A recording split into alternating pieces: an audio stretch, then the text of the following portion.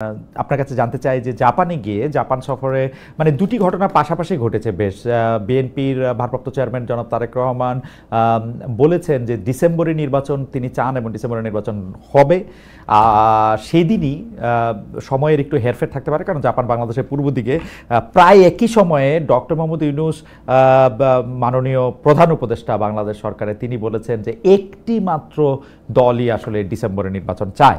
আপনি আমাদের একটু বলবেন যে এই ডক্টর মোহাম্মদ ইউনূসের এই দাবিটি সঠিক কিনা? কারণ আমরা দেখতে পাচ্ছি যে আরও কিছু দল আছে যারা বিশেষ করে সিপিবি সহ একাধিক বামপন্থী দল ইতিমধ্যে ঘোষণা দিয়েছে যে তারা আসলে ডিসেম্বরের মধ্যে ইলেকশন চায়। জনাব মুজিবুর রহমান মঞ্জু, আপনাদের অবস্থানটা বলেন। ধন্যবাদ খালেদ মহিউদ্দিন আপনাকে, ডাক্তার জাহেদ উনিও আছেন, আপনাদের সবাইকে ধন্যবাদ এবং দর্শকদেরকে শুভেচ্ছা। প্রথম কথা হচ্ছে ডক্টর ইউনূস এবং জনাব তারেক রহমান দুজনেই কিন্তু আরো অনেকগুলো কথা বলেছেন, কিন্তু সেদিকে কারো দৃষ্টিপাত নাই। দুজনের দুইটা কথাতেই দৃষ্টি আটকে আছে আমাদের। একটা হচ্ছে যেটা আপনি বললেন নির্বাচন, ডক্টর ইউনূস বলছেন যে ডিসেম্বরে নির্বাচন চায় না একটি দল আর সবাই চায়, আর অন্যদিকে তারেক রহমান বলেছেন যে ডিসেম্বরেই হতে হবে নির্বাচন।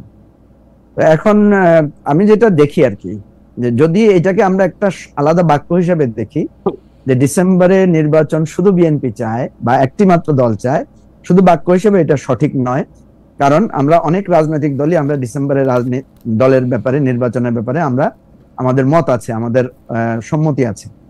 কিন্তু আমরা হয়তো বলার সময় বলেছি যে ডিসেম্বরে হওয়াটার যৌক্তিকতা আছে, কিন্তু কোনো কারণে যদি সরকার মনে করে যে বিশেষ তাদের সময়ের প্রয়োজন, তাহলে তারা রাজনৈতিক দলগুলোর সাথে সংলাপ করুক, আলোচনা করুক। 1-2 মাস পেছনে গেলে, ফেব্রুয়ারি বা মার্চে গেলেও এটা বৃহত্তর স্বার্থে আমরা এটার সাথে একমত হতে পারি। অর্থাৎ অন্যান্য দল হয়তো এই জায়গায় কিছুটা ফ্লেক্সিবিলিটি শো করেছে, কিন্তু ডিসেম্বরের নির্বাচনের ব্যাপারে আমরা চেয়েছি। এখন হয়তোবা ডক্টর ইউনূস এই কথার অর্থ এটা বলতে চেয়েছেন, বা উনি বলেছেন কিনা জানি না, ওনার কাছ থেকে আসলে ব্যাখ্যাটা পাওয়া যাবে। আমি ব্যাখ্যা দিলে তো আর হবে না, আমরা শুধু বিশ্লেষণ করে এটা বলতে পারি যে আমরা অন্যান্য দলগুলোকে হয়তো উনি কিছুটা ফ্লেক্সিবল মনে করেছেন, কিন্তু বিএনপি কে মনে করেছেন যে ওনারা ডিসেম্বরের ব্যাপারে রিজিড। আরেকটা কথা বলি খালেদ মহিউদ্দিন আপনাকে, আমাদের মানে রাজনীতিবিদ হিসেবে আমরা তো কিছু কথা বাইরে বলি, প্রকাশ্যে বলি, আবার আভ্যন্তরীণ কিছু আলোচনাও আছে। আভ্যন্তরীণ কিছু আলোচনায় আমরা এরকমও শুনেছি যে বিএনপিও ডিসেম্বরে রিজিড না, কারণ বিএনপির মধ্যে অনেক ধরনের শঙ্কা তৈরি হয়েছে, সন্দেহ তৈরি হয়েছে, এবং এর পেছনে যুক্তিও আছে যে প্রফেসর ইউনূস সময় ক্ষেপণ করছেন অযথা, উনি একটা লম্বা সময় নিচ্ছেন। এর পিছনে অনেক কথা বিএনপি বলে, আপনারা শুনেছেন। আমাদের ডাক্তার জাহেদ এখানে আছেন, উনিও এগুলোর ব্যাপারে অনেক কথা বলেন। তো এগুলোর কারণেও হয়তো এরকম কথা প্রচলিত আছে যে ডিসেম্বরের বিষয়ে যদি বিএনপি কঠোর হয়, তাহলে হয়তো ফেব্রুয়ারি মার্চের মধ্যে ইলেকশনটা আদায় করা সম্ভব। কিন্তু আমি যেটা মনে করি যে প্রফেসর ইউনূস কেন এই কথাটা বলেছেন, এর সঠিক ব্যাখ্যাটা উনিই ভালো বলতে পারবেন। আপনারা যেটা বলছেন, মানে আপনাদের কাছে কি এই কথাটা মনে হয় যে ধরেন যে ডিসেম্বরে হোক বা জানুয়ারিতে বা ফেব্রুয়ারিতে সরকার প্রধান যদি একটা নির্দিষ্ট করে একটা টাইম ফ্রেম বেঁধে দিতে বলতেন ইলেকশন কমিশনকে, যেহেতু ঘোষণাটা ইলেকশন কমিশনই দিবেন, বা অনুরোধ করতেন, যেভাবেই বলেন, তো সেইটা অনেক সহজ হতো। মানে উনি যেহেতু একটা 6 মাসের একটা উইন্ডো রাখতেছেন, এইটাতে কিছু সন্দেহ তৈরি হচ্ছে কিনা? হ্যাঁ, কিছুটা তো হচ্ছে। আমরা কিন্তু ওনার সাথে এই 6 মাসের টাইম ফ্রেম নিয়ে আলোচনা করেছিলাম। উনি যেহেতু আমাদেরকে সুযোগ দিয়েছেন কথা বলার, আমরা কিন্তু বলেই এই আলোচনাটা শুরু করেছি। আমাদের যে গ্রুপ ছিল সেখানে এই আলোচনাটা আমাদের পক্ষ থেকে সেখানে সূচনা করেছিলেন জুনায়েদ সাকি। হ্যাঁ, জুনায়েদ সাকি আলোচনাটা এভাবে তুলেছিলেন যে ডিসেম্বরের পরে, আমি তুলেছিলাম এটা যে স্যার ডিসেম্বরে কি সমস্যা, ডিসেম্বরে ইলেকশন করতে আপনার অসুবিধাটা কি, আপনি আমাদের সাথে কি বলতে পারেন? তখন উনি কিন্তু বলেছেন যে ডিসেম্বরে ইলেকশন করলে আমরা যে আশঙ্কাটা, আমার যে ডিসকমফোর্টটা, সেটা হচ্ছে যে আমার কাছে, তোমরাও বলেছো যে সরকারের উপর আমি পরিপূর্ণভাবে আমার নিয়ন্ত্রণ নাই। আমি দেখছি যে বিভিন্ন ঘটনা ঘটছে, যেটা আমি দেখছি যে আমি এটার খুঁজে পাচ্ছি না। মানে উনি বলছেন যে আমি তো পারছি না, আমার কথাটা ছিল এরকম, আমি তো পারছি না, আমি তো চেষ্টা করলাম। তো সেজন্য তখন জুনায়েদ সাকি বললেন যে দেখেন, আমরা তো আপনি যে জুন পর্যন্ত বলছেন, আমরা তো টাইমের মধ্যে দেখছি ফেব্রুয়ারির ফার্স্ট উইকের পরে শুরু হচ্ছে রমজান, তাহলে ফেব্রুয়ারির ফার্স্ট উইক একটা ফেভারেবল টাইম। এরপরে যদি যেতে হয় রমজানে, তো আর আমরা নিশ্চয়ই নির্বাচন করব না। রমজানের পরে নির্বাচনটা হলে সেটা চলে যাবে মার্চের 3rd বা 4th উইকে। আর এরপরে কিন্তু আবার চলে আসছে কুরবানি ঈদ। সুতরাং আমাদের জন্য একটা মানে অপশন হচ্ছে মজু ভাই এইটা খুবই একটা ইন্টারেস্টিং কথা। মানে ডক্টর ইউনূস আপনাদেরকে বলছেন যে যেহেতু মনে হইতেছে যে আমার পুরো বিষয়টার উপরে কর্তৃত্ব নাই এবং যেহেতু বিএনপি চাপ দিচ্ছে, মনে হবে যে বিএনপির কাছে আমি নথি স্বীকার করতেছি, সেই জন্য আমি ডিসেম্বরে করতেছি না। ডক্টর মোহাম্মদ ইউনূস কি এইটাই বুঝাইলেন যে সেই জন্য উনি ডিসেম্বরটা করতে অসুবিধা? উনি যেটা বুঝালেন যে উনি বুঝাতে চাইলেন যে ওনার নিয়ন্ত্রণে কর্তৃত্বে সবাই চলছে না, উনি তো কিছু করতে পারছেন না। উনি বললেন আমি তো কোনো কাজ করতে পারছি না, একদিকে রাস্তার আন্দোলন। না পারবেন না তো, হ্যাঁ মানে রাস্তার আন্দোলন একটা কারণ, আরো অনেক নানা রকম কারণ আছে, কিন্তু যে এটা যদি আমার একটু খোলাসা করতেন, আমি এটা ঠিক বুঝি নাই। মানে ডিসেম্বর ওনার কর্তৃত্বে কোনো কিছু চলতেছে না, সেইটার সাথে ডিসেম্বরের নির্বাচন কেন সাংঘর্ষিক? উনি বলছেন যে ডিসেম্বরে, মানে ডিসেম্বর না, আসলে উনি তো আমাদেরকে না করেন না যে উনি ডিসেম্বরে করবেন না। আচ্ছা, উনি যেটা বলতে চাচ্ছেন যে আমি প্রশাসন, সরকার, সংস্কার তোমরা যেগুলো বলছো এগুলোতে আমি, উনি জাস্ট কথাটা বাক্যটা ছিল এরকম যে আমি তো আমার কমফোর্টেবল পজিশনে আমি এখনো পৌঁছাতে পারি নাই। দুটো ঘটনা আমি আপনাকে বলি, অফ দ্য রেকর্ড দুটো ঘটনা সেখানে আমরা আলোচনা করেছি। সেটা হচ্ছে যে আব্দুল হামিদের দেশ ত্যাগ। হ্যাঁ, আব্দুল হামিদের দেশ ত্যাগটা নিয়ে ওনারা কিন্তু একটা কমিটি করেছেন। সেই কমিটির রিপোর্টে এসেছে যে এখানে সরকারের প্যারালাল অন্যভাবে অন্য কারো ইন্টারভেনশন এটা হয়েছে। তাহলে দেখেন, মানে ওখানে কিন্তু কর্নেল অলি সাহেব বলেছেন যে এই সরকার আসলে কে চালাচ্ছে, আপনি চালাচ্ছেন না অন্যরা চালাচ্ছে, এই ধরনের একটা সন্দেহ সংশয় লোকদের মাঝে তৈরি হয়েছে। প্রফেসর ইউনূস কিন্তু এগুলো ইয়ে করেন নাই, হ্যাঁ, মানে বলেন নাই যে আমি চালাচ্ছি সরকার। উনি বলেছেন আপনারা তো বুঝতেছেন বিষয়গুলো। তো এই জায়গাটায় মানে এই আলোচনাগুলো অনেকে করতে চায় না, সেনসিটিভ আলোচনা, আমি হয়তো করছি না। মজু ভাই আপনার কথা শুনে সিরিয়াসলি সেনসিটিভ এবং আমার ভয় লাগতেছে। কারণ কি, একজন সরকার প্রধান তিনি যখন বলেন যে আপনারা তো বুঝতেই পারতেছেন দেশ, মানে মানে আপনি আমাকে বলেন তো তাহলে কি আর তার ওই চেয়ারটাতে বসে থাকা উচিত? আসলে এইটার উনি কন্ট্রোল প্রতিষ্ঠা করবেন অথবা উনি ছাইড়ে দিবেন, এটি কিরকম? যেমন আব্দুল হামিদের ব্যাপারটা যখন আপনি বললেন, আমি বলি জনাব হামিদের বিদেশ ত্যাগের ব্যাপারে যদি ডক্টর ইউনূস না জানা থাকেন, এক সেকেন্ডও উনার চেয়ারে থাকার কোন রকম কোনো উচিত না। এবং আমার বিশ্বাস ডক্টর ইউনূস ওই চেয়ারটাতে ছিলেন, আব্দুল হামিদকে তিনি যেতে দিয়েছেন, এখন তিনি অন্য কথা বলছেন ভাবে প্রকাশে। কারণ উনার ডিজিএফআই আছে, এনএসআই আছে, সব আছে উনার, মানে আর্মি চিফের না, কিন্তু আমি সরাসরি বললাম ডিজিএফআই, এনএসআই, এসবি উনার, কিন্তু ডিবি উনার, কিন্তু ইমিগ্রেশন উনার, কিন্তু আর্মি চিফের আন্ডারে কিচ্ছু নাই। ডিজিএফ এর কাজ কিন্তু আর্মি চিফের এগেইনস্টে গোয়েন্দাগিরি করা। আমি আপনাকে বলি, এই আলোচনাটা আমি একজন প্রভাবশালী উপদেষ্টার সাথে করেছিলাম। জি, উপদেষ্টা আমাকে প্রশ্ন করলেন, বলেন তো ভাই আব্দুল হামিদ কিভাবে দেশ ত্যাগ করলো? তো আমি বললাম যে নানা কথা তো আমরা শুনতে পাচ্ছি, কিন্তু আমি তো মনে করি অফিসিয়ালি এটা রেসপন্সিবিলিটি হচ্ছে এসবি প্রধানের। কারণ এয়ারপোর্টের ইমিগ্রেশন হচ্ছে পুলিশের বিশেষ শাখা, যেটা আমরা যেটা বলি স্পেশাল ব্রাঞ্চের আন্ডারে। সুতরাং আপনাদের তো উচিত ছিল এসবি প্রধানকে এটার জন্য জিজ্ঞাসাবাদ করা, ওনাকে প্রশ্ন করা। সুতরাং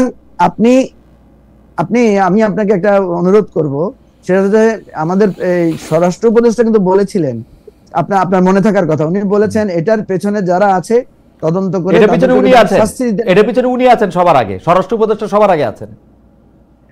এবং আমি মনে করি এটা একটা ভালো কাজ করেছেন। আমি মনে করি প্রধান উপদেষ্টা এবং স্বরাষ্ট্র উপদেষ্টা মিলে যে একজন বয়োবৃদ্ধ লোককে চিকিৎসার জন্য বিদেশে পাঠিয়েছেন, এটা ভালো কাজ করেছেন। খারাপ কাজ করতেছেন, মিথ্যাচার করতেছেন, সেটা ভেরি গুড। আপনার এই পজিশনটা আমিও এগ্রি করি, কারণ আমি দুইটা কথা বলেছি। আমি বলেছি যে আব্দুল হামিদের বিদেশ ত্যাগে কোনো বাধা ছিল কিনা, যেহেতু অফিসিয়াল কোনো বাধা ছিল না, তাহলে আব্দুল হামিদ দেশ ত্যাগ করেছেন। সরকার এই পজিশনটা নিতে পারতো যে উনি বৃদ্ধ মানুষ, ওনার দেশ ত্যাগে কোনো বাধা ছিল না বলে আমরা ওনাকে যেতে দিয়েছি।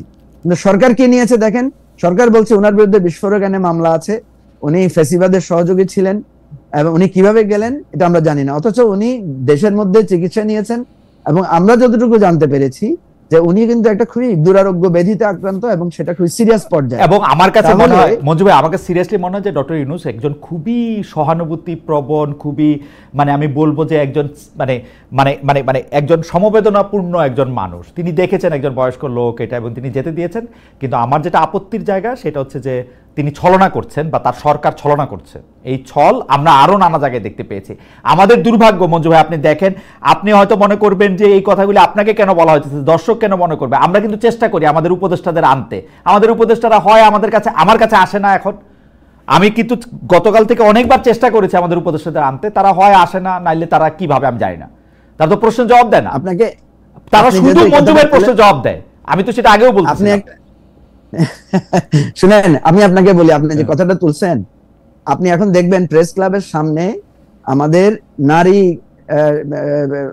নারীদের একটা সরকারি প্রতিষ্ঠান, যেটা 5 বছরের কন্ট্রাকচুয়ালি তারা একটা অ্যাপয়েন্টমেন্ট পেয়েছে, তারা একটা আন্দোলন করছে। এবং আন্দোলনটা কি, তারা কিন্তু আপনার অনশনে গিয়েছে। তারা কালকে আমাদের অফিসে এসেছিল।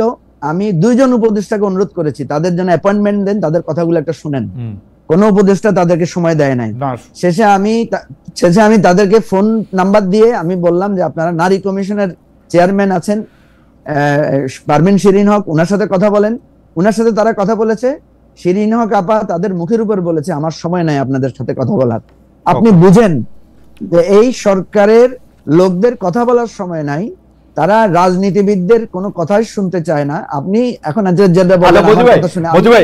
আমি একটু ডক্টর জাহিদের কাছে যাই, কিন্তু প্রশ্নটা করে রাখি, আপনারা এবি পার্টি কি একটা ব্যালেন্সের পজিশন নিচ্ছেন? ধরেন আপনি একরকম, ব্যারিস্টার ফুয়াদ আর একরকম। কালকে আমি ব্যারিস্টার ফুয়াদকে শুনতে পাচ্ছিলাম যে আপনি এখন যে অবস্থানে কথা বলতেছেন তার থেকে একটু আলাদা কথা বলতেন, নাকি আপনারা দুটি মতই একরকম করতেছেন? আমি এই প্রসঙ্গটা বললাম যে সরকারের কথা বলার সময় একটা প্রসঙ্গে, এবং আরেকটি প্রশ্ন আমি করে রাখি, ম্যান্ডেট প্রসঙ্গ একটি কথা আপনাকে আমি জানতে চাইবো, যে ম্যান্ডেটটা এখন বলতেছে যে সরকারের ম্যান্ডেট আছে, কেউ কেউ বলতেছে ইনু সাহেবের 5 বছর থাকা উচিত। এইটা নিয়েও আমি আসলে কথা শুনতে চাইবো, কারণ আমাকে যখন আজকে প্রশ্ন করা হয়েছিল তখন আমি এইটা আপনার কাছ থেকে শুনতে চাইছিলাম যে আসলে আপনি এটা নিয়ে কি মনে করেন মঞ্জু ভাই, এবি পার্টি এটা নিয়ে কি মনে করে? ম্যান্ডেট প্রশ্ন।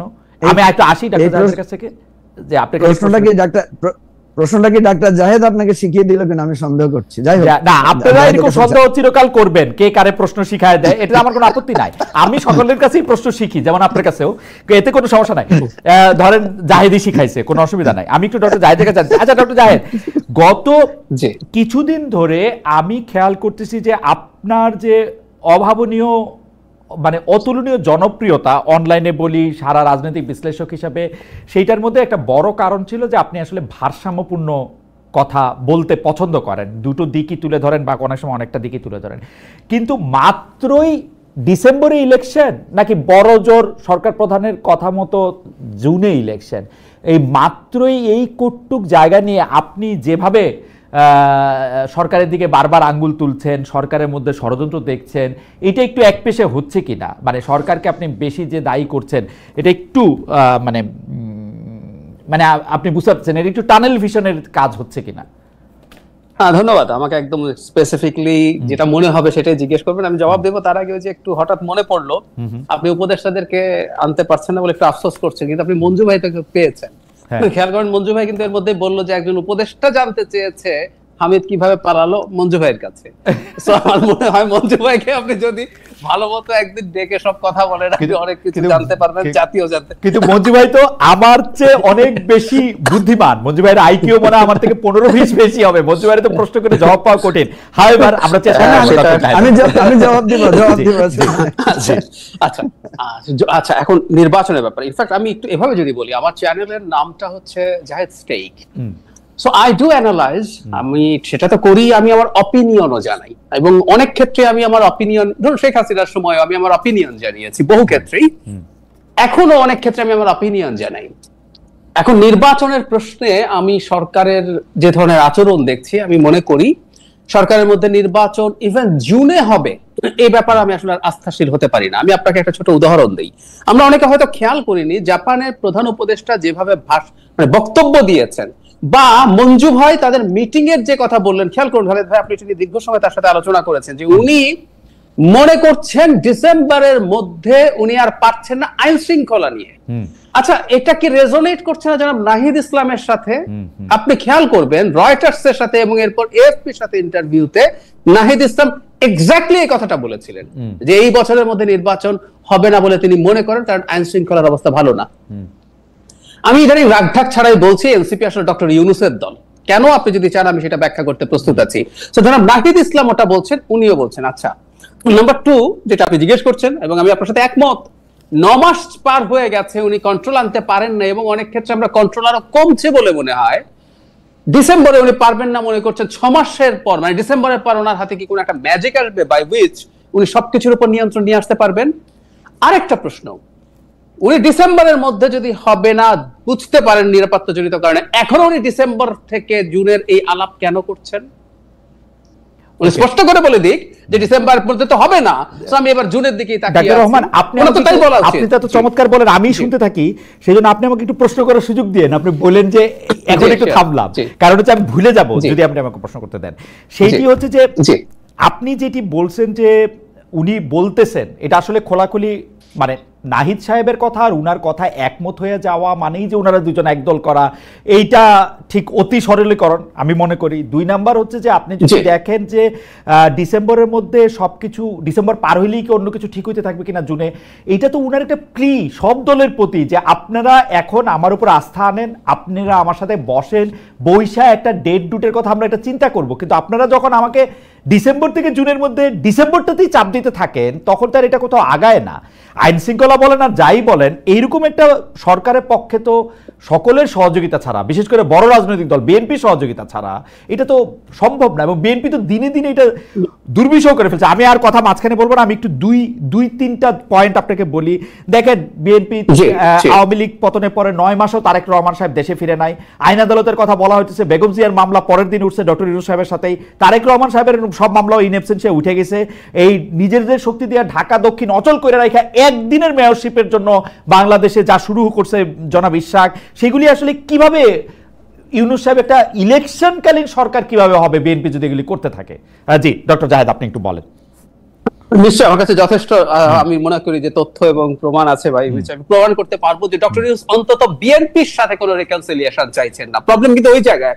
খালেদ ভাই, আমি রাগঢাক ছাড়া একটা কথা কয়েকদিন থেকে বলছি, বাংলাদেশে এই মুহূর্তে 3টা শক্তি, বিএনপি, সরকার এবং সেনাবাহিনী। সেনাবাহিনীকে আমি বলছি এটা বিতর্কিত হতে পারে এই কারণে যে সেনাবাহিনী তো আলাদা কোনো এন্টিটি না টেকনিক্যালি, যেটা তো সরকারের পার্ট। কিন্তু আমি বলছি আজকে অত সময় নেই, সেনাবাহিনীকেও পোস্ট 5 অগস্ট আমরা একটু আলাদা করে দেখব।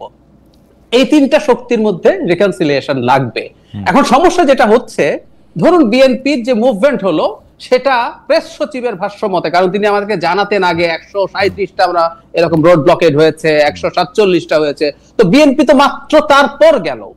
এবং জনাব ইশরাকের সমর্থকরা, আমি এটাকে just political point of view থেকে দেখছি, সমর্থন বা অসমর্থন করার বিষয়টা, বাংলাদেশের 5-10 জন মিলে রাস্তা ব্লক করার ঘটনা আমরা 5 তারিখের পর থেকে তো 150 দেখে ফেলেছি সরকারের পরিসংখ্যান অনুযায়ী।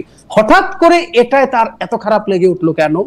এবং বিএনপি, খেয়াল করুন, আমি এনসিপি যে তার দল তার প্রমাণ হিসাবে বলছি, বিএনপি নিজে এই ক্রাইসিসের মোমেন্টে প্রধান উপদেষ্টার সাথে দেখা করতে চেয়েছিল ফর 4 ডেজ, দেখা করেননি।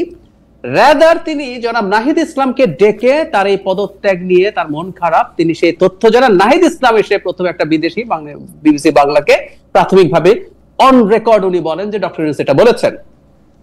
তাহলে খেয়াল করি, বিএনপি কে তিনি যদি আস্থায় নিতে চাইতেন, ওনাকে বিএনপির সাথে ফাইট করলে হবে না, ওনাকে আস্থায় নিতে হবে। তারপর বিএনপি গেল, বিএনপি যাওয়ার পর উনি জনাব আসিফ মাহমুদ সজীব ভুঁইয়াকে সেই মিটিং এ রাখলেন যার পদত্যাগ চাইছে বিএনপি। এবং আপনি খোঁজ নিলেই দেখবেন, বা আপনি জানেন আমি নিশ্চিত, জনাব আসিফ মাহমুদ সজীব ভুঁইয়া অন্য কোনো দলের সাথে মিটিং এ ছিলেন না। এবং এই মিটিং গুলোতে সাধারণত সিনিয়র, বয়সে সিনিয়রের কথা বলছি, উপদেষ্টারা থাকেন। সো আপনি বিএনপি কে ক্লিয়ার বার্তা দিচ্ছেন।